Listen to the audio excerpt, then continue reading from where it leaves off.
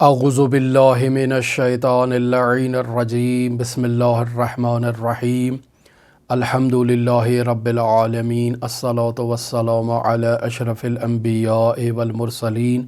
وعلی آلہ طیبین طاہرین المعصومین الذین اذہب اللہ عنہم الرجس وطہرہم تطہیرا اللہم صل علی محمد وآل محمد وعجل فرج قائم آل محمد اللهم اخرجنا من الظلمات الوهم واكرمنا بنور الفهم اللهم افتح علينا ابواب رحمتك وانشر علينا خزائن علومك برحمتك یا ارحم الراحمین۔ عزیزان محترم، ہماری آپ کے ساتھ گفتگو مرحوم آیت اللہ سید محمد حسین حسینیہ طہرانی کی گراں قدر کتاب رسالہ لب لباب میں جاری تھی، اور آج اس سلسلے کے 46ویں درس کے ساتھ ہم آپ کی خدمت میں حاضر ہوئے ہیں۔ ہم نے اپنی گزشتہ گفتگو میں اس مطلب کی طرف اشارہ کیا کہ مرحوم آیت اللہ طہرانی نے اب تک سیر و سلوک سے متعلق جو مطالب بیان کیے ہیں، اس اجمالی سیر و سلوک کے اختتام کے مراحل میں آیت اللہ طہرانی ان کا ایک مرتبہ خلاصہ ہمارے سامنے بیان کرنا چاہتے ہیں۔ لہٰذا خلاصے کے طور پر اس مطلب کو گزشتہ درس میں ہم نے بیان کیا کہ ایک سالک جو سیر و سلوک کا سفر طے کر رہا ہے، اسے تعلقات سے قطع رابطہ کرنا چاہیے، یعنی قطع تعلق اختیار کرنا چاہیے۔ جو سالک کی وابستگی اس کے وجود میں ایجاد ہو چکی ہے، یہ جب تک اس وابستگی کو ختم نہیں کرے گا، یہ خداوند متعال کی جانب حرکت نہیں کر سکتا۔ لہٰذا کیا کرے؟ پہلے مرحلے میں سالک کو سیر علمی کرنی چاہیے، یعنی اس دنیا و ما فیہا میں جو کچھ بھی موجود ہے جس سے اس سالک کا سروکار ہے، اس کے فانی ہونے کے بارے میں غور و فکر کرے، تدبر کرے، اور اس کے زائل ہو جانے پر محزون نہ ہو۔ لہٰذا جب سالک نے برہانی اعتبار سے اس بات کو درک کر لیا کہ اس دنیا میں جو کچھ بھی موجود ہے وہ فانی ہے، تو اب دوسرا مرحلہ یہ ہے کہ یہ سالک زہد اختیار کرے، یعنی اس چیز سے جو زائل ہو جانے والی ہے، اس شے سے یہ سالک اپنی قلبی وابستگی کو اور قلبی تعلق کو جو اس کے درمیان اور اس شے کے درمیان ایجاد ہو چکا ہے، اس تعلق اور رابطے کو قطع کرے۔ یہ ایک دفعہ نہیں ہو سکتا، اس کے لیے سالک کو جہاد بن نفس کرنے کی ضرورت ہے، مجاہدت کرنے کی ضرورت ہے، جد و جہد کرنے کی ضرورت ہے، اور محنت کے بعد یہ سالک اس مقام پر پہنچ سکتا ہے۔ یہاں ایک سوال ہم نے گزشتہ گفتگو میں بیان کیا کہ کیا پھر انسان مادی تعلقات کو، مادی دنیا کے روابط کو، مادی دنیا کے جو نعمات ہیں ان سے استفادہ نہ کریں؟ اس کا ہرگز یہ مطلب نہیں ہے، بلکہ زہد کا مطلب یہ ہے کہ انسان جو قطع تعلق اختیار کر رہا ہے موجودات سے، یعنی ان موجودات کو فانی جان رہا ہے۔ قطع تعلق کا مطلب یہ ہے، جب اشیاء فانی ہیں تو انسان اس فانی شے کو مستقل تصور نہیں کرتا، خداوند متعال کا شریک قرار نہیں دیتا ہے۔ پس زہد کا مطلب خداوند متعال کی نعمات سے استفادہ نہ کرنا نہیں ہے، بلکہ ان سے استفادہ کرنا ہے انہیں فانی جانتے ہوئے۔ معاشرتی تعلقات کو برقرار رکھنا ہے، اور ان معاشرتی تعلقات کے فانی ہونے کو اس پر یقین قائم کرنا ہے، برہانن بھی۔ اور سالک کو اس بات پر یقین رکھنا ہے کہ یہ دنیا فانی ہے، اور میں اس دنیا سے جو رابطہ برقرار کر رہا ہوں وہ خداوند متعال کے احکام پر عمل کرنے کے لیے، اور خداوند متعال کی اطاعت کرتے ہوئے میں اس دنیا و ما فیہا کی جتنی بھی نعمات ہیں ان سے رابطہ قائم کیے ہوں۔ پس اس دنیا کی کوئی بھی چیز خداوند متعال کے مد مقابل نہیں ہے، اس کا شریک نہیں ہے، مستقل نہیں ہے، فانی ہے، لیکن میرا رابطہ اس سے جو قائم ہو رہا ہے، جو میں مادی نعمات سے استفادہ کر رہا ہوں، جو مال و دولت اختیار کر رہا ہوں، یہ سب وسیلہ الہی ہے، یہ سب خداوند متعال تک پہنچنے کا راستہ ہے، اس کی نعمات ہیں۔ لہٰذا آیت اللہ طہرانی اس بحث کو ختم کرنے کے بعد مزید جو تکمیلی نکات آج کی اپنی گفتگو میں بیان کرنا چاہ رہے ہیں، اس میں ایک نقطہ نہایت ہی قابل اہمیت ہے جس کی طرف میں اشارہ کروں، اور وہ یہ ہے کہ آج کی گفتگو میں آیت اللہ طہرانی اس مطلب کی طرف اشارہ کرنا چاہ رہے ہیں کہ جو شخص بھی سیر و سلوک کرنا چاہتا ہے اسے یہ چاہیے کہ وہ سیر و سلوک کے تمام مراحل میں اپنے وجود کو رذائل اخلاقی سے پاک و پاکیزہ کرے۔ یعنی ہر مرحلے میں جو سالک سفر کر رہا ہے تو اس مرحلے سے متعلق کچھ رذائل اخلاقی ہیں، ان رذائل اخلاقی سے جب تک سالک نے خود کو پاک و پاکیزہ نہ کیا ہو وہ فضائل اخلاقی سے خود کو آراستہ نہیں کر سکتا۔ اور ایک معروف اصطلاح جو اخلاقی کتابوں میں موجود ہے وہ یہ ہے کہ پہلے سالک کو چاہیے کہ وہ تخلیہ کرے، یعنی اپنے دل کو رذائل اخلاقی سے پاک و پاکیزہ کرے، اور پھر اس کے بعد اپنے آپ کو تحلیہ کرے، یعنی اخلاق حمیدہ سے خود کو آراستہ کرے اور خود کو مزین کرے۔ لہٰذا پہلے تخلیہ کا مرحلہ آتا ہے اور اس کے بعد تحلیہ کا مرحلہ آتا ہے۔ لہٰذا ایک سالک جو سیر و سلوک کا سفر طے کر رہا ہے تو جس مرحلے سے بھی وہ عبور کر رہا ہے اس سالک کی یہ ذمہ داری ہے کہ اس مرحلے سے متعلق جو رذائل اخلاقی ہیں ان سے اپنے وجود کو پاکیزہ کرے اور پھر فضائل اخلاقی سے خود کو آراستہ کرے۔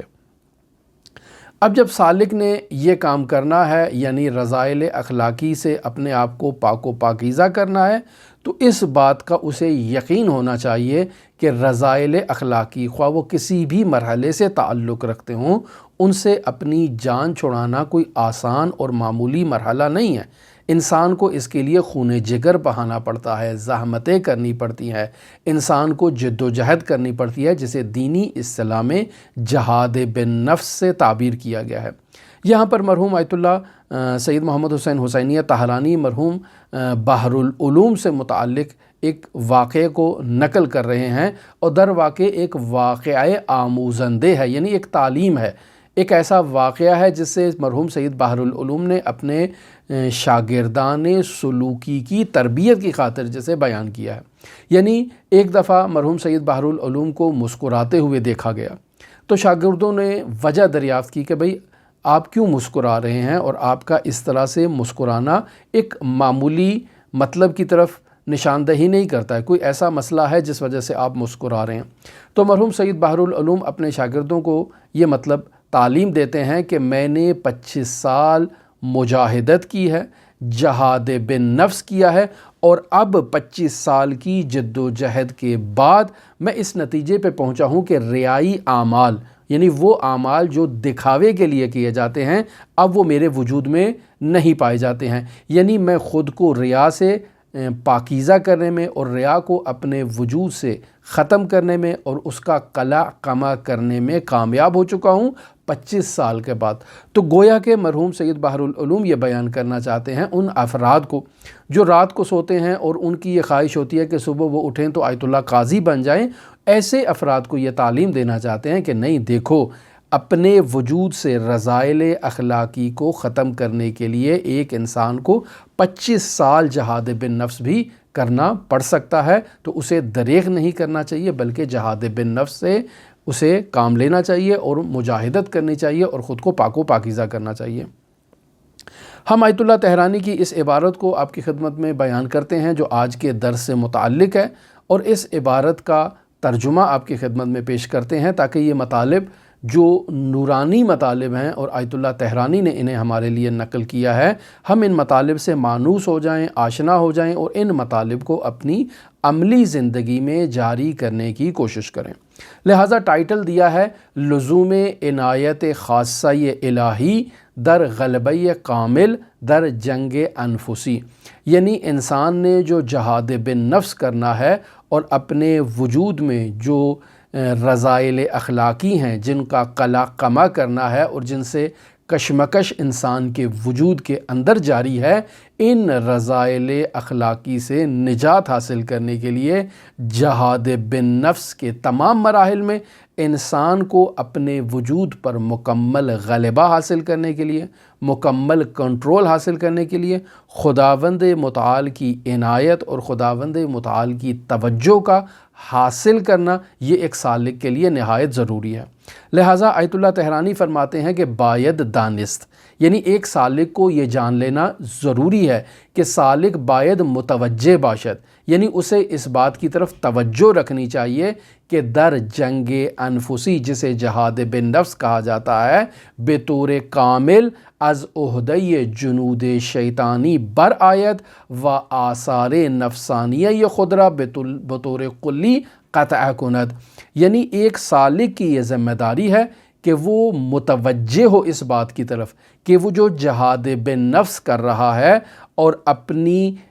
وجود میں پائی جانے والی ان شیطانی قوا یعنی رذائل اخلاقی کو جو وہ دفع کرنا چاہتا ہے اپنے وجود سے، اور ان کے قلع کما کرنے کے لیے جو وہ جہاد بن نفس کر رہا ہے، اس جہاد بن نفس میں جب تک وہ بطور کامل ان شیطانی آثار کو اور ان رذائل اخلاقی کو اپنے وجود سے بطور کامل قلع کما ان کا نہیں کر لیتا بطور کامل، تو یہ سالک آرام سے نہ بیٹھے۔ وہ اصول آنہارا از زوایہ مخفیہ خانے دل برکند، یعنی ان رذائل اخلاقی کی جو جڑیں ہیں، ان جڑوں کو اپنے دل کے کونے کھدروں سے اچھی طرح سے یہ خالی کرنے کی کوشش کرے۔ چہ اگر ذرعی از حب مال، حب جاہ، حب منصب، کبر، شخصیت طلبی، خویشتن دوستی در او باقی باشد ہرگز بے کمال نہ خواہد رسید، یعنی سالک کو اس بات کی طرف توجہ رہنی چاہیے اور اس بات کی طرف اسے متوجہ رہنا چاہیے۔ اب یہاں سے مرحوم آیت اللہ طحرانی کچھ رذائل اخلاقی کو بیان کر رہے ہیں۔ مثلا حب مال ہے، انسان کا مال سے محبت کرنا مستقلاً، خدا کی خاطر نہ، مستقلاً جو مذموم ہے۔ خدا کی خاطر اگر انسان مال کے حصول کے لیے جد و جہد کرتا ہے تو وہ مذموم نہیں ہے۔ خدا کی خاطر اگر کسی مقام کو اور کسی منصب کو حاصل کرنا چاہتا ہے تو وہ مذموم نہیں ہے۔ لہٰذا آیت اللہ طحرانی فرماتے ہیں کہ حب مال جو ہے وہ مذموم ہے، حب جاہ مذموم ہے، حب منصب جو ہے یہ بھی مذموم ہے۔ لہٰذا ایک سالک کو یہ توجہ کرنی چاہیے کہ اس کے وجود میں حب مال، منصب اور جاہ کی ایک ذرہ برابر بھی جو ہے وہ گنجائش اس کے وجود میں باقی نہیں رہنی چاہیے۔ کبر اس کے وجود میں تکبر نہیں ہونا چاہیے اور یہ کبر ختم ہونا چاہیے اس کے وجود سے۔ شخصیت طلبی، یعنی یہ سالک خود اپنی ذات کو جو ہے وہ پسند کرتا ہو اور اپنی ہی شخصیت کو جو ہے وہ اس کی عبادت کرے، اس شخصیت طلبی سے بھی یہ سالک باہر نکلے۔ خویشتن دوستی، یعنی اپنے آپ کو پسند کرنا، حب نفس، اپنے آپ کو جو ہے وہ دوست رکھنا اور خود خواہی کا مظاہرہ کرنا اور صرف میں ہی کرتے رہنا ساری زندگی، سالک کو اس میں سے اور اس خودی سے باہر نکلنا ہے۔ جب تک یہ برائی کے آثار اس کے وجود میں پائے جاتے ہیں، یعنی حب مال اس کے وجود میں پائی جاتی ہے، حب جاہ و مقام، حب منصب، کبر، شخصیت طلبی، خود پسندی اس کے وجود میں پائی جاتی ہے، یہ سالک ہرگز کمال تک نہیں پہنچ سکتا۔ لہٰذا آیت اللہ طحرانی فرماتے ہیں کہ ہرگز بے کمال نہ خواہد رسید۔ ایسا سالک جس کے اندر یہ بیماریاں پائی جاتی ہیں وہ کبھی بھی کمال کا راستہ اور کمال کا سفر طے نہیں کر سکتا۔ لہٰذا بسیار دیدے شدہ، یعنی یہ بہت زیادہ ہم نے دیکھا ہے کہ کثیری از کملین پس از سالہ ریاضت و مجاہدے بے کمالات نہ رسیدیں، یعنی ایسے افراد کہ جو کملین میں سے تھے اور انہوں نے ساری زندگی مجاہدت کی، جہاد بن نفس کیا، جد و جہد کی، ریاضتیں کی، وظائف کیے، لیکن وہ کمال تک نہیں پہنچ سکے۔ و در جنگ انفسی شکست خوردند، یعنی انہوں نے اپنے نفس کے ساتھ جہاد کرتے ہوئے شکست کا سامنا کیا ہے اور انہیں کبھی بھی کامیابی حاصل نہیں ہوئی ہے۔ سوال یہ پیدا ہوتا ہے کہ ایسے اشخاص کو جنہوں نے سالہ محنت کی، مجاہدت کی، ریاضت کی اور انہیں جہاد بن نفس کے اس میدان میں کامیابی حاصل نہیں ہوئی، تو اس کی وجہ کیا ہے؟ تو آیت اللہ طحرانی اس کی وجہ بیان کر رہے ہیں۔ وعلت آن اینست، یعنی ان کی کامیابی نہ ہونے کی، ان کے کامیاب نہ ہونے کی وجہ کیا ہے کہ ریشۂ بعضی از صفات ہنوز در خانه دلشان باقی است، یعنی انہوں نے جد و جہد تو کی ہے، انہوں نے رذائل اخلاقی کو خود سے دور کرنے کی کوشش کی ہے، لیکن ان کی جڑیں ابھی اس سالک کے وجود میں باقی ہیں، لیکن پنداشتے، لیکن اس نے یہ گمان کیا ہے کہ آن ریشے بے کلی از بین رفتے، یعنی تمام وہ رذائل اخلاقی اس کے وجود سے ختم ہو چکے ہیں، جبکہ ایسا ہرگز نہیں ہے، ان رذائل اخلاقی کی جڑیں ابھی اس سالک کے وجود میں باقی ہیں۔ لذا در موقع امتحان، لہٰذا جب خداوند متعال اس سالک کا امتحان لیتا ہے، و در مزان بروز نفس و جلوہ آثار آن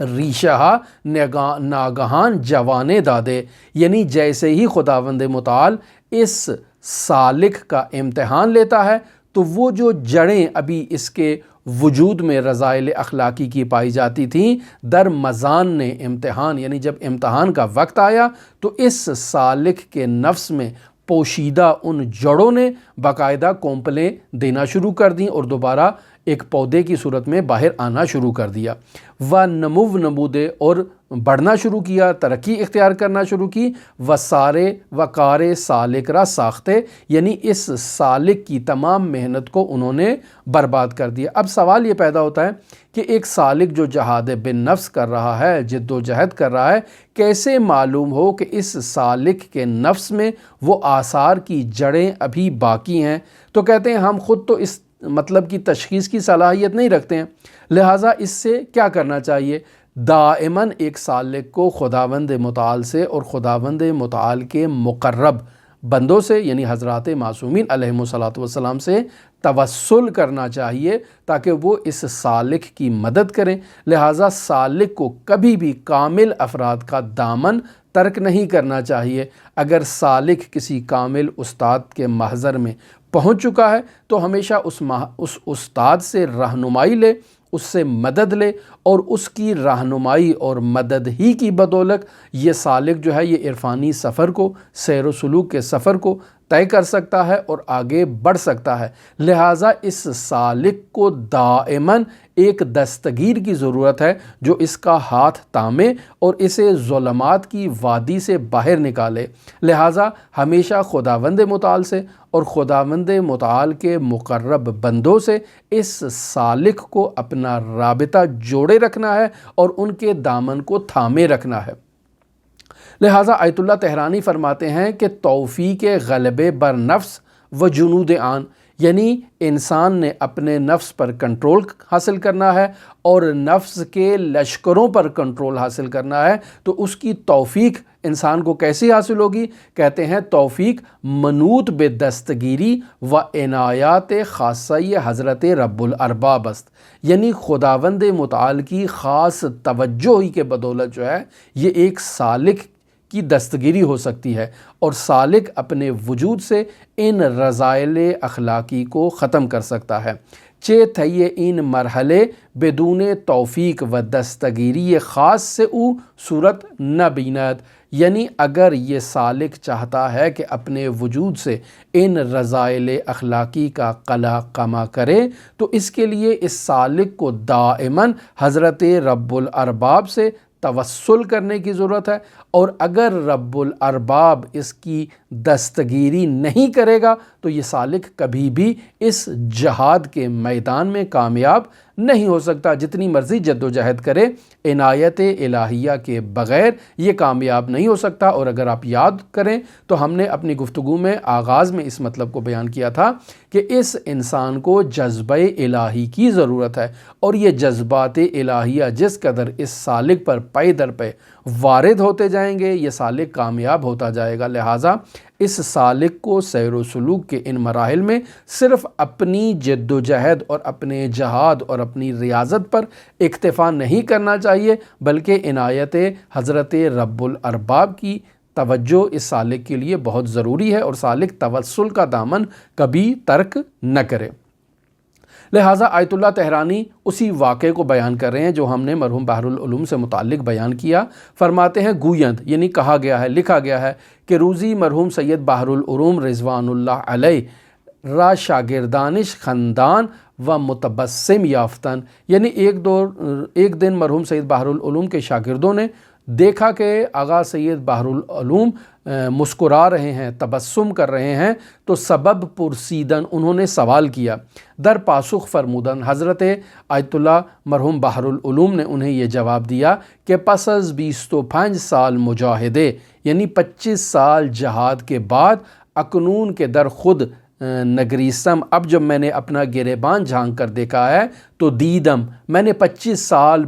جہاد بن نفس کرنے کے بعد اپنے وجود میں اس بات کو دیکھا ہے کہ دیگر اعمال ریائی نیست، اب میرے وجود میں وہ اعمال جو دکھاوے کے لیے تھے وہ اب نہیں پائے جاتے۔ و توانستم بے رفع آن موفق گردم، اور میں انہیں بطور کامل اپنے وجود سے قلا قما کرنے میں اور ختم کرنے میں کامیاب ہوا ہوں۔ پس بیان کرنا چاہ رہے ہیں اپنے شاگردوں کو مرحوم بحر العلوم کہ 25 سال محنت کرنی پڑتی ہے، جہاد بن نفس کرنا پڑتا ہے، اور اس کے بعد انسان کو 25 سال کی مجاہدت کے بعد کامیابی نصیب ہو سکتی ہے، اور ممکن ہے بعض افراد 25 سے بھی زیادہ سال محنت کرتے رہیں۔ یہ سید بحر العلوم جیسی شخصیت ہے کہ جو 25 سال کا ذکر کر رہی ہے۔ ممکن ہے بعض افراد تمام زندگی جہاد بن نفس میں اپنی زندگی صرف کر دیں لیکن انہیں وہ کامیابی حاصل نہ ہو جو مرحوم سید بحر العلوم کو حاصل ہوئی۔ پس سید بحر العلوم کوئی معمولی شخصیت نہیں ہے،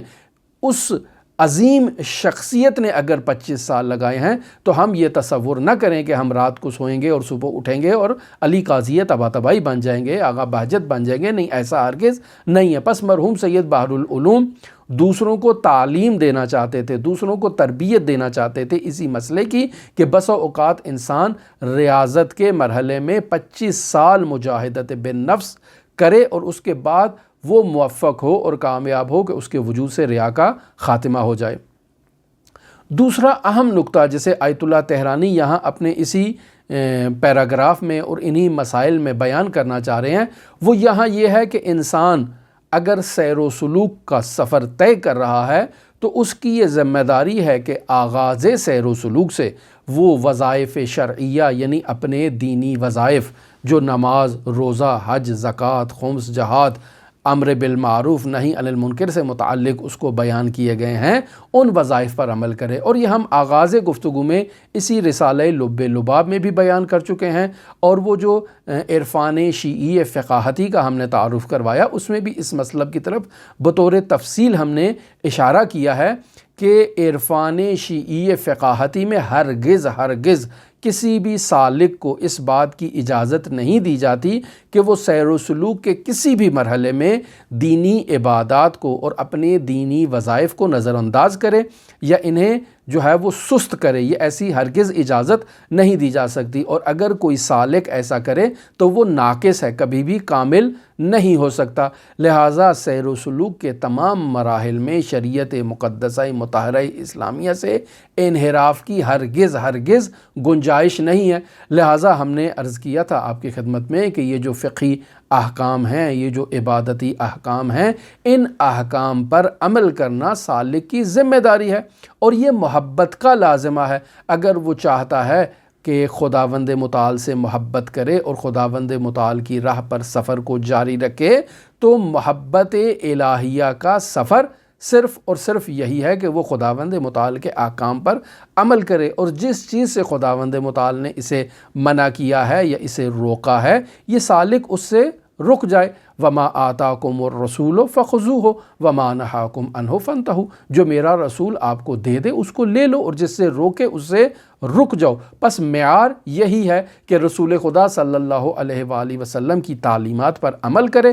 اور جن چیزوں سے رسول خدا نے اس سالک کو روکا ہے اس سے رک جائے۔ معیار حب یہی ہے، معیار بغض یہی ہے۔ حل الدین الا الحب والبغض، دین کیا ہے؟ دین صرف یہی محبت اور بغض کا نام ہے۔ محبت کرنی ہے ہم نے خداوند متعال سے، خداوند متعال کے انبیاء سے، اولیاء سے، ائمہ معصومین علیہم الصلوۃ والسلام سے۔ اس محبت کا لازمہ یہ ہے کہ جو انہوں نے بیان کیا ہے اس کے مطابق عمل کرے۔ اس محبت کا لازمہ یہ ہے کہ ان کی تعلیمات سے انحراف کرنے والے دشمنوں کو اللہ کا دشمن جانتے ہوئے ان سے دوری اختیار کریں، ان سے جو ہے وہ بیزاری کا اظہار کریں۔ پس یہ کشش ہمارے وجود میں پائی جانی چاہیے۔ اگر ایک سالک کے وجود میں یہ کشش ہے، جو کشش اسے دینی عبادات کی طرف راغب کرتی ہے، تو یہ سالک اپنے سفر سیر و سلوک میں کامیاب ہے، اور اگر کوئی اسے روکتا ہے تو یہ سالک اس سفر میں ناکام ہے، ہرگز کامیاب نہیں ہو سکتا۔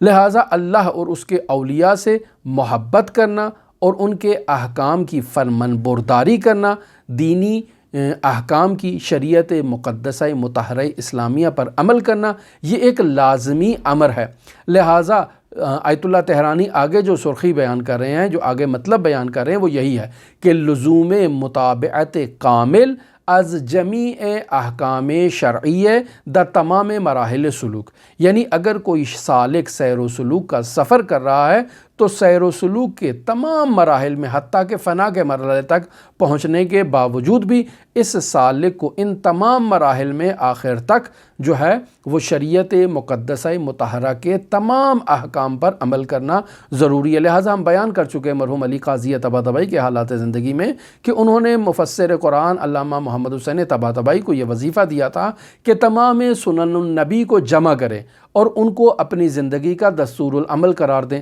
اگر آپ سالک بننا چاہتے ہیں، سیر و سلوک کرنا چاہتے ہیں، تو رسول خدا صلی اللہ علیہ وآلہ وسلم کی سنتوں پر عمل کریں اور کوشش کریں کہ حد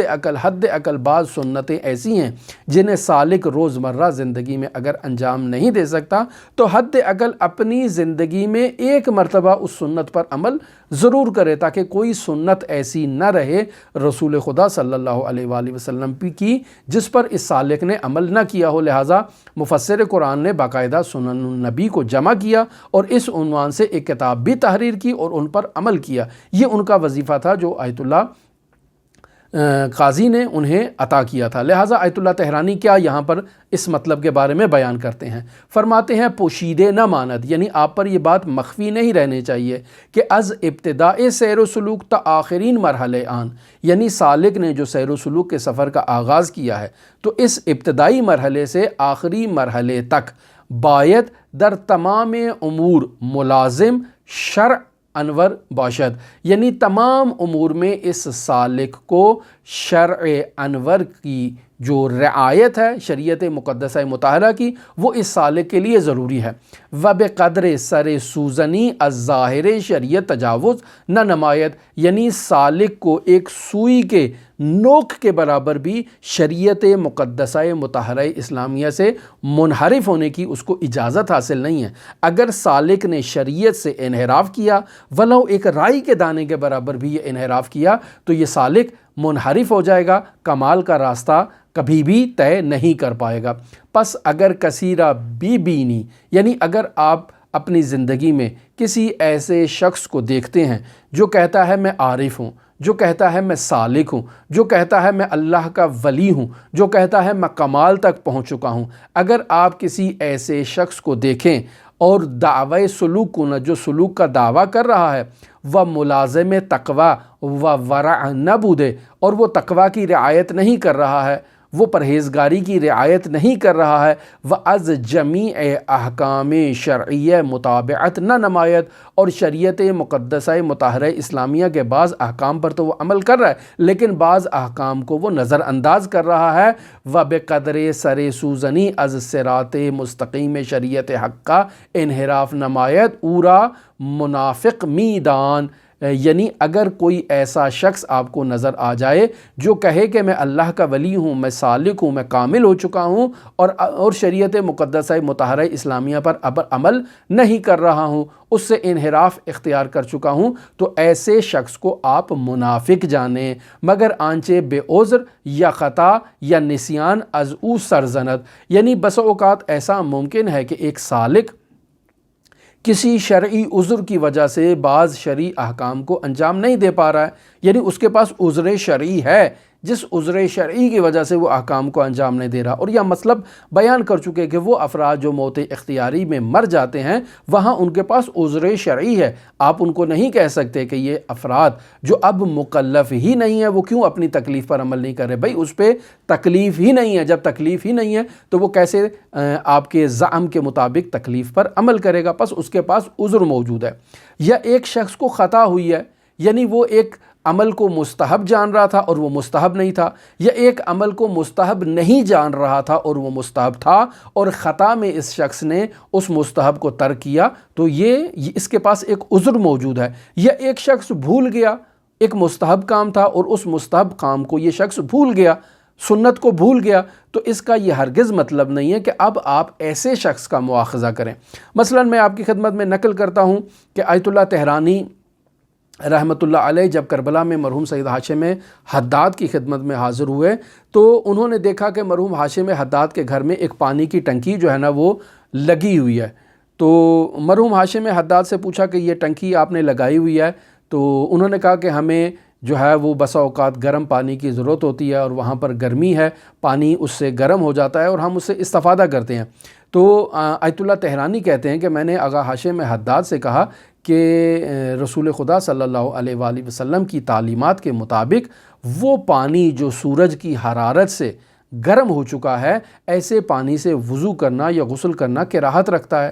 تو جیسے ہی آغا ہاشم حداد نے اس بات کو سنا تو گو کہ اللہ کے ولی تھے لیکن اس بات کو نہیں جانتے تھے، یا اس بات کو بھول چکے تھے، اگر جانتے بھی تھے تو فراموش کر چکے تھے، تو فوراً اپنے بیٹے سے کہا کہ جاؤ جا کر اس ٹنکی کو کھولو اور اسے نیچے اتار دو۔ آج کے بعد ہمارے گھر میں اس ٹنکی کی ضرورت نہیں ہے کہ جس کا پانی جو ہے وہ سورج کی تپش میں اور سورج کی حرارت میں گرم تو ہو جائے لیکن ہم اس سے پھر وضو کریں اور اس میں کراہت پائی جائے۔ پس سالک احکام شرعیہ کو جانتے ہوئے، مستحبات کو جانتے ہوئے، واجبات کو جانتے ہوئے، مکروہات کو جانتے ہوئے، محرمات کو جانتے ہوئے ان کی رعایت کرتا ہے، اور اگر نہیں جانتا تو اسے اس کا علم حاصل کرنا چاہیے۔ یہ ایک سالک کے لیے ضروری ہے۔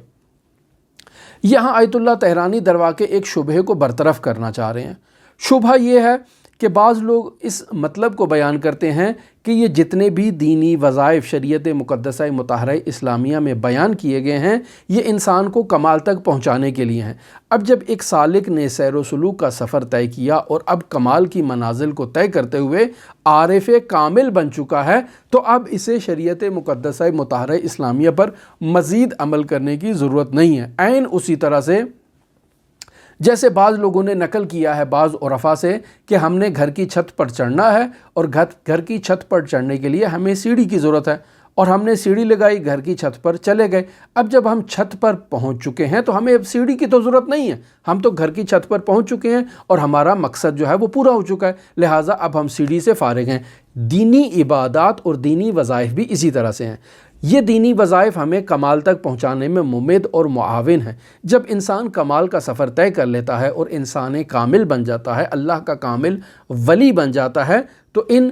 شرعی اعمال کی اور دینی وظائف کی اب اسے ضرورت نہیں ہے، لہٰذا وہ انہیں ترک کر سکتا ہے۔ آیت اللہ طحرانی اسی شبہے کو یہاں پر نقل کر رہے ہیں اور اس شبہے کا جواب دینا چاہ رہے ہیں۔ فرماتے ہیں وہ ان کے از بازی شنیدے شدے، یعنی بعض لوگوں سے یہ بات سنی گئی ہے کہ می گویند، وہ لوگ یہ کہتے ہیں کہ سالک پس از وصول بے مقامات عالیہ و وصول بے فیوزات ربانیہ تکلیف از او ساکت می گردد، یعنی سالک جو مقامات عالیہ پر پہنچ چکا ہے اور خداوند متعال کے فیوزات ربانیہ تک وہ پہنچ چکا ہے تو اب یہ سالک مکلف نہیں رہا، اس پر تکلیف نہیں ہے دینی عبادات کی اور دینی اعمال کی، لہٰذا وہ اعمال اس سے اب ساقط ہو جاتے ہیں۔ تو آیت اللہ طحرانی فرما رہے ہیں کہ یہ اس کا کلام جو ہے سخنی است کذب و افترائی است بس عظیم، یہ جھوٹ بول رہا ہے جس نے ایسا دعویٰ کیا ہے، ایسا شخص کاذب ہے اور بہت عظیم جھوٹ بول رہا ہے، بہت عظیم کذب سے کام لے رہا ہے۔ سوال بھئی کیوں، کیسے یہ جھوٹ ہے؟ فرماتے ہیں زیرا رسول اکرم صلی اللہ علیہ وآلہ وسلم با ان کے اشرف موجودات و اکمل خلائف بودن مع ھذا تا آخرین درجہ حیات تابع و ملازم احکام الہیہ بودند، یعنی ہم رسول خدا صلی اللہ علیہ وآلہ وسلم سے زیادہ کمال کے مرتبے پر تو نہیں پہنچ سکتے، حضرت سید الشہداء علیہ آلاف و تحیت و ثنا سے زیادہ تو کمال حاصل نہیں کر سکتے۔ ان شخصیتوں نے اپنی زندگی کے آخری لمحات تک بھی اپنے دینی وظائف پر عمل کیا ہے۔ پس کون سا عارف ہے، کون سا انسان کامل ہے جو کمال تک پہنچ جاتا ہے اور رسول خدا سے بھی آگے بڑھ جائے گا اور اب اسے شریعت مقدسہ مطہرہ اسلامیہ کی ضرورت نہیں ہے؟ ایسا تو نہیں ہو سکتا ہے۔ لہٰذا عارف کامل ہونے کے باوجود بھی رسول خدا صلی اللہ علیہ وآلہ وسلم کے پیروں کی دھول ہے اور خاک ہے، لہٰذا یہ ان سے برتر تو نہیں ہے۔ جب انہوں نے شریعت مقدسہ مطہرہ اسلامیہ کے دامن کو ترک نہیں کیا تو یہ سالک کیسے دعویٰ کر سکتا ہے کہ اب میں معاف ہو چکا ہوں؟ لہٰذا یہ جھوٹ بول رہا ہے۔ فرماتے ہیں بنابراین سکوت تکلیف بے این معنی دروغ و بہتان است، لہٰذا جو سالک اب یہ دعویٰ کرے کہ کمال پر پہنچنے کے بعد شریعت مقدسہ مطہرہ اسلامیہ کی تکلیف اب اس سے ساقط ہو چکی ہے، تو یہ ایسا سالک، ایسا انسان جھوٹ بول رہا ہے اور شریعت مقدسہ مطہرہ اسلامیہ کے بانی حضرت رسول خدا صلی اللہ علیہ وآلہ وسلم پر در واقع تہمت لگا رہا ہے، لہٰذا ایسے نہیں ہو سکتا۔ پس یہاں اب آیت اللہ طحرانی عبادات کے فلسفے کو بیان کر رہے ہیں کہ عبادات کا فلسفہ کیا ہے۔ فرماتے ہیں بلے برائے آن می توان معنی دیگر نمود، ہاں ایک اور ہم یہاں پر ایک معنی بیان کر سکتے ہیں، یہ افراد جو ابھی کامل نہیں ہوئے اور عبادات کو انجام دے رہے ہیں، ان کی عبادات تربیتی ہیں، اور وہ افراد جو انسان کامل بن چکے ہیں، کمال کا سفر طے کر چکے ہیں، ان کی عبادات اب تربیت نہیں ہیں، انہیں کمال تک نہیں لے کے جا رہی ہیں، بلکہ ان کی عبادات اب شکری ہیں۔ لہٰذا آیت اللہ طحرانی اس مسئلے کو یہاں پر ذکر کرنا چاہتے ہیں، کہتے ہیں بلے از برائے آن می توان معنی دیگر نمود، ایک دوسرا معنی ہم بیان کرتے ہیں کہ قائلین آن را قصد نمی نمایند، وہ افراد جو یہ دعویٰ کر رہے ہیں ان کا یہ ارادہ نہیں ہے، لیکن ہم یہ آپ کو بتا رہے ہیں کہ اصل حقیقت اس طرح سے ہے۔ وہ ایک انحرافی بات کر رہے ہیں جس کی ہم نے نفی کر دی، اس کی ہم نے تکذیب کر دی، پس ہم نے یہ مطلب بیان کیا کہ وہ شخص جو سالک ہے وہ سیر و سلوک کے ابتدائی مراحل سے عبادات کو، دینی وظائف کو انجام دینے کا آغاز کرے گا اور کامل ہونے کے بعد بھی دینی وظائف کو انجام دیتا رہے گا۔ پس آپ کہیں کہ ابتدا کی بات تو ہمیں سمجھ میں آ گئی کہ اس نے کمال حاصل کرنا تھا اور کمال تک پہنچنے کے لیے وظائف کو انجام دے رہا تھا، اور اب جب کامل ہو چکا تو وظائف کو کس لیے انجام دے رہا ہے؟ اس مطلب کی طرف توجہ فرمائیں۔ وآن اینس، اور وہ مطلب یہ ہے کہ اتیان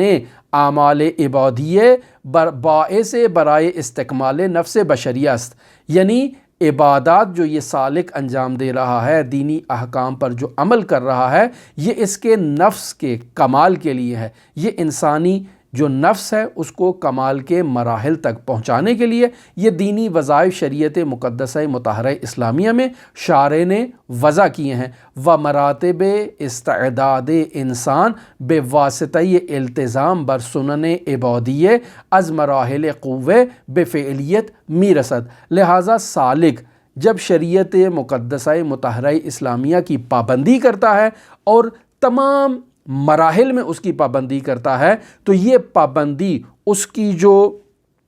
توانائیاں ہیں جو اس سالے کے اندر پائی جاتی ہیں، ان توانائیوں کو قوت سے فعلیت کے مرحلے پر لے کر آتی ہیں۔ قوت یعنی استعداد، یعنی ایک سالک کے اندر ایک کام کی استعداد اور توانائی اور صلاحیت پائی جاتی ہے، لیکن ابھی اس نے اس کام کو انجام نہیں دیا، پس انجام دینے سے پہلے والے مرحلے کو قوت کہا جاتا ہے، اور جب وہ اس کام کو انجام دے دیتا ہے تو اسے کہا جاتا ہے کہ اب یہ مرحلہ فعلیت میں پہنچ چکا ہے۔ مثلا ایک اس کی مثال اس طرح سے دی جاتی ہے کہ وہ نوجوان جنہوں نے ابھی شادی نہیں کی ہے، مجرد ہیں، تو انہیں یہ کہا جا سکتا ہے کہ اب یہ چونکہ بالغ ہو چکے ہیں، ان میں تولید نسل کی قوت موجود ہے، یعنی چاہے لڑکا ہے چاہے لڑکی ہے، اس میں یہ صلاحیت پائی جاتی ہے کہ یہ بچے کو پیدا کر سکتا ہے، یعنی مرد ہے تو اس کی اگر شادی کر دی جائے تو وہ بچے کی پیدائش کے مراحل جو ہے وہ فراہم کر سکتا ہے، خاتون ہے اس کی اگر شادی کر دی جائے تو وہ بچے کی پیدائش کے جو مراحل ہے اسے انجام دے سکتی ہے اور بچہ پیدا ہو سکتا ہے، لیکن ابھی چونکہ کنوارا ہے، ابھی اس نے شادی نہیں کی ہے، ابھی یہ بچہ پیدا نہیں کیا ہے، یعنی توانائی اس کے اندر موجود ہے، لیکن یہ توانائی ابھی مقام فعلیت پر نہیں پہنچی ہے۔ مقام فعلیت پر کب پہنچے گی؟ جب آپ اس کی ازدواج کریں گے، شادی کرے گا، یہ باقاعدہ اپنی جو شادی کے مراحل ہیں اسے کامل کرے گا، تو اس کے بعد اس کو خداوند متعال کی عنایت سے اولاد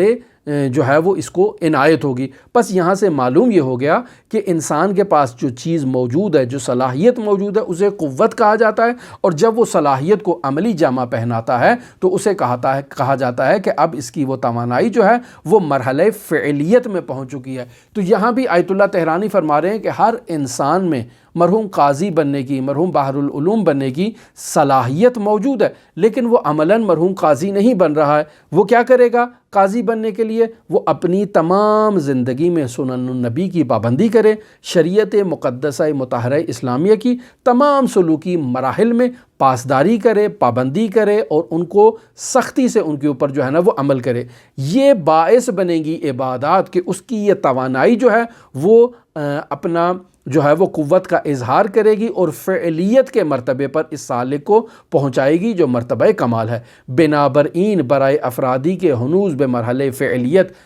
فعلیت تامہ من جمیع جہات نہ رسید عند عبادات آن برائے استکمال است، یعنی وہ افراد جو سالک ہیں، سیر و سلوک کے مراحل کو طے کر رہے ہیں، لیکن ابھی ان کی یہ قوہ فعلیت کے مقام پر نہیں پہنچی ہیں، تو یہ سالک کی جتنی بھی عبادات ہیں، یہ عبادات اس کے ان قوتوں کو اور ان کی ان خدادادی صلاحیتوں کو نکھارنے کے لیے ہیں، تاکہ اس کا نفس کامل ہو جائے اور یہ انسان جو ہے یہ انسان کامل کے مرحلے پر فائز ہو جائے۔ ولی برائے افرادی کے بے مرحلے فعلیت تامہ رسیدین، لیکن وہ افراد جو ان عبادات کو انجام دینے کے بعد اب ایک ایسے مرحلے پر پہنچ چکے ہیں کہ ان میں انسان کامل کی تمام جو خصوصیات ہیں وہ پائی جاتی ہیں، اور کہا جا سکتا ہے کہ اب یہ انسان کامل ہیں، تو وہ افراد جو کہہ رہے تھے کہ انسان کامل بننے کے بعد انہیں عبادات کی ضرورت نہیں ہے، آیت اللہ طہرانی فرماتے ہیں کہ نہیں، یہاں پر بھی انہیں عبادات کی ضرورت ہے، اور یہ عبادات ان کی عبادات استکمالی نہیں ہے بلکہ عبادات شکری کہلائیں گی۔ لہٰذا فرماتے ہیں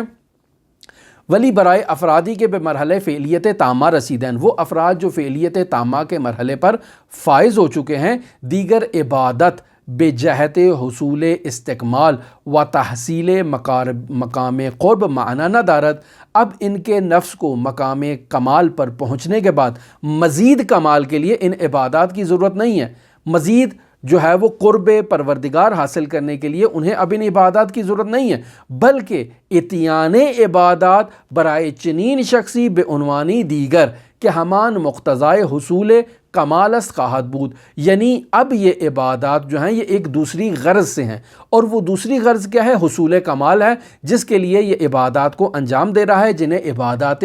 شکری کے طور پر بیان کیا جاتا ہے۔ لہٰذا یہاں آیت اللہ طہرانی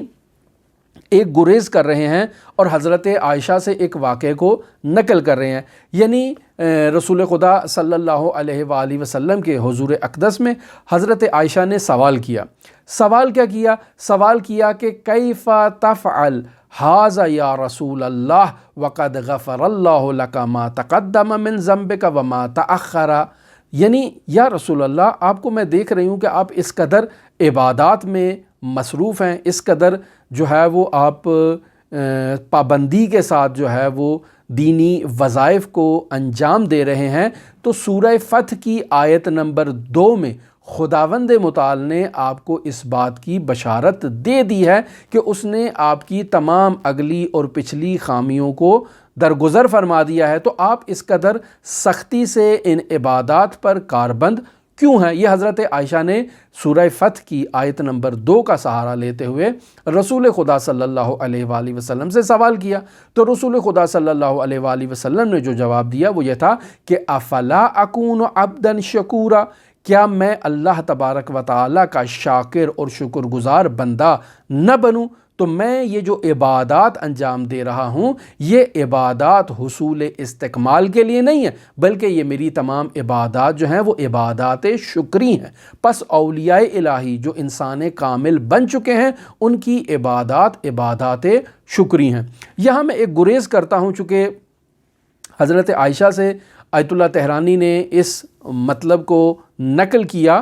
اور سورہ فتح کی آیت نمبر 2 کا سہارا لیا، جس میں یہ مطلب باقاعدہ طور پر ذکر ہے لِیَغْفِرَ لَكَ اللَّهُ مَا تَقَدَّمَ مِن ذَنبِكَ وَمَا تَأَخَّرَ، یعنی تاکہ اللہ آپ کی یہ جو تحریک، یہ جو نہضت، یہ جو جد و جہد آپ نے کی ہے، اس کی اگلی اور پچھلی خامیوں کو دور فرمائے۔ تو بعض لوگ اس مطلب کی طرف پہنچ جاتے ہیں کہ رسول خدا صلی اللہ علیہ وآلہ وسلم تو معصوم تھے، بس یہ کون سے گناہ تھے، یہ کون سی خامیاں تھیں جن کی طرف خداوند متعال اشارہ کر رہا ہے۔ تو میں یہاں چونکہ ہماری بحث سے مربوط نہیں ہے، اشارتاً اس مطلب کو آپ کے گوش گزار کرتا چلوں اور آپ اس مطلب کی طرف توجہ فرمائیں کہ رسول خدا صلی اللہ علیہ وآلہ وسلم نے ماہ ذی قعدہ میں ظاہراً 6 تاریخ کو جو رؤیا صادقہ دیکھا، جو ایک خواب دیکھا کہ آپ عمرہ کی ادائیگی کے لیے مکہ تشریف لے گئے ہیں، آپ کے ساتھ افراد موجود ہیں، تو آپ نے اپنے اصحاب کو اس بات کی طرف متوجہ کیا کہ میں نے ایسے ایک رؤیا دیکھا ہے، لہٰذا 1,500 افراد کے ساتھ رسول خدا صلی اللہ علیہ وآلہ وسلم مکہ کی طرف روانہ ہوئے تاکہ وہاں عمرے کے وظائف کو انجام دیں۔ حدیبیہ کے جب مقام پر رسول خدا صلی اللہ علیہ وآلہ وسلم پہنچے، اور چونکہ رسول خدا باقاعدہ وہ احرام کی ایک حالت تھی، باقاعدہ وہ قربانی کے حیوانات رسول خدا صلی اللہ علیہ وآلہ وسلم کے ساتھ موجود تھے، تو مکہ والوں کو جب اس بات کی خبر ملی کہ اتنا بڑا ایک قافلہ آ رہا ہے، وہ بھی مسلمانوں کا، اور آج سے پہلے یہ لوگ اس طرح سے حج کرنے کے لیے نہیں آئے، تو کہیں جو ہے نا یہ مکہ پر قبضہ نہ کر لیں، اور اس قسم کے جو مسائل ذہن میں آتے ہیں، لہٰذا حدیبیہ کے مقام پر مکہ والوں نے اپنے ایلچیوں کو بھیجا، رسول خدا صلی اللہ علیہ وآلہ وسلم نے ایلچیوں کو بھیجا، ان کے درمیان گفتگو ہوئی، مذاکرات ہوئے، تو رسول خدا صلی اللہ علیہ وآلہ وسلم کی جانب سے حضرت عثمان کو بھیجا گیا تھا جو مسلمانوں کے تیسرے خلیفہ ہیں۔ جب وہ وہاں پر گئے تو ایک خبر پھیل گئی کہ انہوں نے حضرت عثمان کو قتل کر دیا ہے، ایک ایسی افواہ وہاں پر پھیلا دی گئی، لہٰذا بعض افراد وہاں سے جو ہے وہ فرار کرنا چاہتے تھے، تو رسول خدا صلی اللہ علیہ وآلہ وسلم نے وہاں پر ان سے ایک بیعت لی کہ وہ فرار نہیں کریں گے، جس بیعت کا نام بیعت رضوان رکھا گیا تھا، جو وہاں پر معروف ہے۔ اور پھر وہاں پر رسول خدا صلی اللہ علیہ وآلہ وسلم کا ان لوگوں کے ساتھ باقاعدہ ایک ایگریمنٹ ہوا کہ ہم جو ہے وہ اس سال واپس چلے جائیں گے، اور وہ جو ایگریمنٹ کی دوسری شرائط ہیں انشاءاللہ آپ لوگ وہاں تفصیلاً پڑھیں کہ اگر مشرکین مکہ سے یعنی قریش سے کوئی رسول خدا کی طرف جائے گا تو وہ واپس بھیج دیں گے، اور اگر رسول خدا سے کوئی قریش کی طرف جائے گا تو اسے وہ واپس نہیں بھیجیں گے، اور دوسرے قبائل بھی اس ایگریمنٹ کے اندر داخل ہو سکتے ہیں، یا اس قسم کی جو شرائط تھیں وہاں پر۔ تو ایسے میں بعض افراد کو وہاں پر رسول خدا صلی اللہ علیہ وآلہ وسلم کی رسالت میں شک ہوا، جو رسول خدا صلی اللہ علیہ وآلہ وسلم کے اصحاب تھے، میں نام نہیں لینا چاہتا چونکہ یہ بات مناسب نہیں ہے ابھی کسی کا نام لینا، لیکن تاریخی کتابوں میں آپ ان چیزوں کو اچھی طرح سے درک کر سکتے ہیں۔ تو وہاں پر یہ جو رسول خدا صلی اللہ علیہ وآلہ وسلم کی تحریک کے اندر جو افراد کی خامیاں تھیں، ان افراد کی خامیوں کو اس آیت میں رسول خدا صلی اللہ علیہ وآلہ وسلم کی طرف نسبت دی گئی ہے، وگرنہ یہاں ہرگز مراد رسول خدا صلی اللہ علیہ وآلہ وسلم کی اگلی اور پچھلی خامیاں مراد نہیں ہیں، یعنی رسول خدا گناہوں سے پاکیزہ ہیں، پاک ہیں، لیکن چونکہ ہم انسان ہیں، خاکی ہیں، خطا کار ہیں، ہم نہیں چاہتے کہ رسول خدا معصوم ہوں، ہم ان کو کھینچ کے نیچے لے آتے ہیں، ان کے مرتبے کو اور مقام کو کھینچ کے اپنے جیسا لے آتے ہیں، اور کہتے ہیں کہ رسول خدا ہم جیسا بشر ہے، جبکہ ایسا نہیں ہے۔ یہ ہماری وہی گناہ ہیں جن کے لیے مرحوم آیت اللہ بہجت فرمایا کرتے تھے کہ اپنے آپ کو عقیدتی گناہوں سے پاک کرو گے تبھی تم مقامات عالیہ کو اور مدارج عالیہ کو درک کر سکتے ہو، وگرنہ ہرگز یہ ممکن نہیں ہے۔ تو آیت اللہ تہرانی یہاں پر فرماتے ہیں پس این انداز رنج و تحمل عبادات برائی چیست، یعنی رسول خدا صلی اللہ علیہ وآلہ وسلم سے حضرت عائشہ سوال کر رہی ہیں کہ اے رسول خدا، خداوند متعال نے تو آپ کو سورہ فتح میں آیت نمبر 2 میں یہ بات بیان کر دی ہے، تو پھر آپ اس قدر زحمت کیوں کر رہے ہیں؟ آیا مگر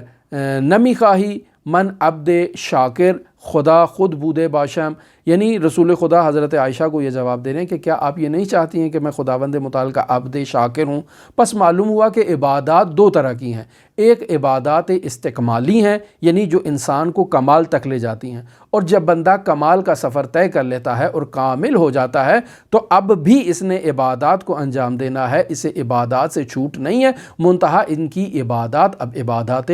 شکری کہلائیں گی، استکمالی نہیں کہلائیں گی۔ لہٰذا فرماتے ہیں ازینجا بخوبی معلوم می شود، یعنی حضرت عائشہ کا یہ جو واقعہ ہم نے نقل کیا، آیت اللہ طحرانی کہہ رہے ہیں، یہاں سے یہ بات بطور واضح معلوم ہو جاتی ہے کہ اتیان اعمال عبادیہ برائے بعضی از نفوس بشریہ استکمالا للنفس نہ بودے، یعنی بعض افراد کے لیے عبادات استکمالاً نہیں تھیں، یعنی وہ اپنے نفس کو کامل کرنے کے لیے عبادات کو انجام نہیں دے رہے تھے، بلکہ محضاً برائے اظہار امتنان و شکراً للہ العظیم بودے، یعنی وہ خداوند متعال کی عنایات، خداوند متعال کی جو نظر کرم ہے ان کے اوپر، اس کے شکر کے اظہار کے طور پر خداوند متعال کے فرامین کی فرمان برداری کرتے ہیں، اطاعت کرتے ہیں اور عبادات کو انجام دیتے ہیں۔ اب یہاں پر آیت اللہ طحرانی فرماتے ہیں کہ حالاتی کے برائے سالک در اثر مراقبت و مجاہدت دست می دہد، یعنی وہ سالک جو مراقبہ کر رہا ہے، جہاد بن نفس کر رہا ہے، تو اس کے وجود پر جو حالات مرتب ہوتے ہیں، گاہ بگاہ انواری و آثاری بر او مشہود می گردد، وہ بسا اوقات اپنے وجود میں کچھ ایسے انوار کو مشاہدہ کرتا ہے، کچھ اپنی وجود میں تبدیلیوں کو مشاہدہ کرتا ہے، ہمیں مقدمہ تحصیل ملکہ است، یہ تمام چیزیں جسے وہ اپنے وجود میں مشاہدہ کر رہا ہے، یہ سب چیزیں جو ہیں یہ مقدمہ ہیں ملکے کے حصول کے لیے، یعنی وہ انسان کامل بن رہا ہے، لہٰذا وہ ان چیزوں کو مشاہدہ کر رہا ہے۔ زیرا مجرد ترتب آثار و تغیر حال فی الجملے کافی نیست، یعنی اس کے وجود میں ابھی آثار تبدیل ہونا شروع ہوئے ہیں، انوار کو وہ مشاہدہ کرنا شروع ہوا ہے، تو ایسا نہیں ہے کہ وہ سمجھ لے کہ میں اب کامل ہو چکا ہوں، نہیں ایسا نہیں ہے، بلکہ باید سالک سعی کنت، سالک کو یہ چاہیے کہ وہ کوشش اپنی جاری رکھے، با مجاہدہ بقایۂ عالم سافل را کے در ذاتش کامن و مخفی اس بے کلی دفع کنت، یعنی وہ اب بھی اپنے اس سفر کو، جہاد بن نفس کو جاری رکھے، اور جو اس کے وجود میں ابھی آثار رذائل کے موجود ہیں، ان آثار سے اپنے وجود کو پاک و پاکیزہ کرے، تاکہ بطور کلی یہ تمام آثار اس کے وجود سے مرتفع ہو جائیں۔ وطا با پاکان عالم سنخیتی پیدا کنت، اب جب اس کے وجود سے تمام رذائل ختم ہو چکے ہیں، حتیٰ کہ اس کی جڑیں بھی ختم ہو چکی ہیں، تو اب جا کر جو ہے یہ پاکیزہ افراد سے ایک مناسبت اور سنخیت اس کے اندر جو ہے نا وہ پیدا ہوئی ہے۔ وصول بے مراتب اشان برائے او غیر میسورس، اب اس کے اندر سنخیت ہوئی ہے، لیکن یہ ان کے مراتب پر نہیں پہنچا۔ ایسا نہیں ہے کہ اب یہ اس قدر کامل ہو چکا ہے کہ اب یہ کہے کہ میں رسول خدا صلی اللہ علیہ وآلہ وسلم کے مساوی ہو چکا ہوں یا ان سے بڑھ چکا ہوں، ہرگز ایسا نہیں ہے، بلکہ یہ ان کے پاؤں کی دھول ہے، یہ زیادہ اس سے آگے نہیں جا سکتا، بلکہ در اثر اندک لغزشی در سلوک و جہاد اورا دوبارے بے عالم سافل تنزل خواہند داد، اس کے ذرہ سی بھی اس کے وجود سے اگر لغزش ہوتی ہے تو دوبارہ تنزل اختیار کرے گا اور اسفل سافلین میں دوبارہ پہنچ جائے گا۔ لہٰذا کریمہ شریف بر این مدعا دقیقاً دلالت دارد، یعنی آیت اللہ طحرانی یہاں باقاعدہ قرآن مجید کا سہارا لیتے ہیں اور سورہ آل عمران کی 144 نمبر آیت کو ذکر کرتے ہیں، افإن ماتا او قتلا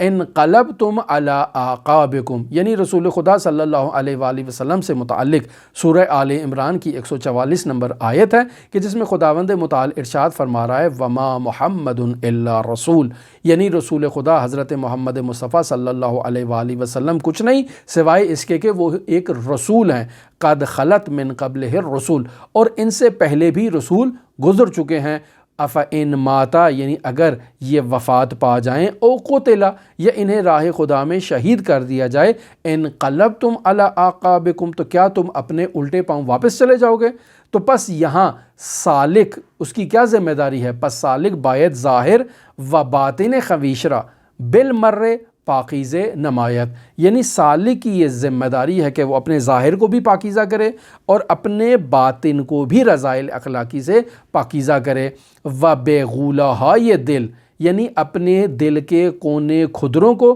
کیا کرے؟ کاملاً پاک کند، یعنی انہیں پاک کرے۔ کیوں پاک کرے؟ سوال یہ پیدا ہوتا ہے ظاہر اور باطن کو کیوں پاکیزہ کرے؟ تا توفیق صحبت با ارواح طیبہ و ہم نشینی با پاکان ملئ اعلیٰ نصیب او گردد، یعنی جب وہ اپنے ظاہر کو اور اپنے باطن کو پاکیزہ کرے گا تو اس پاکیزہ کرنے کے نتیجے میں یہ ارواح طیبہ کے ساتھ ہم نشین ہو سکتا ہے، ان سے گفتگو کر سکتا ہے۔ پس ارواح طیبہ کے ساتھ اور کامل افراد کے ساتھ کہ جو ملئ اعلیٰ تک پہنچ چکے ہیں، اب یہ سالک اپنے ظاہر اور باطن کو پاکیزہ کرنے کے بعد ان کی ہم نشینی اختیار کر سکتا ہے، ان کی مصاحبت اختیار کر سکتا ہے۔ لہٰذا آخر گفتگو میں آیت اللہ طہرانی سورہ انعام کی آیت نمبر 122 کا سہارا لے رہے ہیں، جس میں خداوند متعال ارشاد فرما رہا ہے وَذَرُوا ظَاهِرَ الْإِثْمِ وَبَاطِنَهُ، یعنی اور تم ظاہری اور پوشیدہ گناہوں کو ترک کر دو۔ جب انسان اپنے ظاہر کو پاکیزہ کر لیتا ہے، اپنے باطن کو بھی پاکیزہ کر لیتا ہے، یعنی ظاہر میں گناہان سے اجتناب کرتا ہے، باطن میں رذائل اخلاقی سے اپنے وجود کو جو ہے وہ پاکیزہ کر لیتا ہے، تو اب اس سالک میں یہ جو خداوند متعال نے اس کو انعام عطا کیا ہے وہ یہ ہے کہ یہ اب ارواح طیبہ سے گفتگو کر سکتا ہے، ملئ اعلیٰ میں جو پاکیزہ ہستیاں مقیم ہیں ان پاکیزہ ہستیوں کا ہم نشین بن سکتا ہے، جسے کہا جائے کہ اب یہ انسان کامل ہو چکا ہے۔ یہاں تک ہم نے آیت اللہ طہرانی سے جو یہ ایک اجمالی گفتگو تھی سیر و سلوک کی، اس کو آپ کی خدمت میں بیان کیا۔ ہماری اگلی گفتگو میں باقاعدہ آیت اللہ طہرانی جو ہیں وہ تفصیلی مراحل کو ذکر کرنا چاہتے ہیں سیر و سلوک کے، اور آپ ان تمام مراحل کو غور سے سنیں۔ اگلی بحث جو ہم آئندہ آپ کی خدمت میں کریں گے وہ ظاہراً اتنی پیچیدہ نہیں ہوگی، چونکہ یہ گزشتہ مباحث عرفان نظری سے تعلق رکھتی تھیں، ان میں تھوڑا بہت پیچیدگی اگر تھی بھی تو انشاءاللہ وہ پیچیدہ گفتگو آئندہ کے جو دروس ہیں ان میں آپ مشاہدہ نہیں کریں گے۔ ان تمام عرفانی گفتگو کو اگر کوئی شخص سیر و سلوک کرنا چاہتا ہے تو غور سے سنیں، اور اگر سیر و سلوک نہیں بھی کرنا چاہتا تو عرفان نظری کو جاننے کے لیے وہ افراد جو دلچسپی رکھتے ہیں ان کے لیے انہیں جاننا نہایت ہی ضروری ہے۔ ہماری دعا ہے کہ خداوند متعال ہماری اس گفتگو کو اپنی عبادت شمار کرے، اور خداوند متعال ان نورانی معارف اور نورانی مطالب پر عمل کرنے کی ہمیں توفیق عطا فرمائے۔ حضرت صاحب العصر والزمان کو ہم سے راضی و خوشنود فرمائے، اور حضرت صاحب العصر والزمان کے ظہور میں تعاجیل فرمائے، اور خداوند متعال ہم تمام لوگوں کی جتنی بھی شرعی دینی دنیاوی حوائج ہیں ان کو اپنی بارگاہ میں قبول و مقبول فرمائے۔ آپ تمام دیکھنے والوں کی طرف سے حضرت امام علی ابن موسیٰ الرضا علیہ آلاف و تحیت و ثنا کی نورانی بارگاہ میں دعا گو بھی ہوں اور آپ سب کے لیے نائب الزیارہ بھی ہوں۔ اللہم صلی علی محمد و آل محمد وعجل فرج قائم آل محمد۔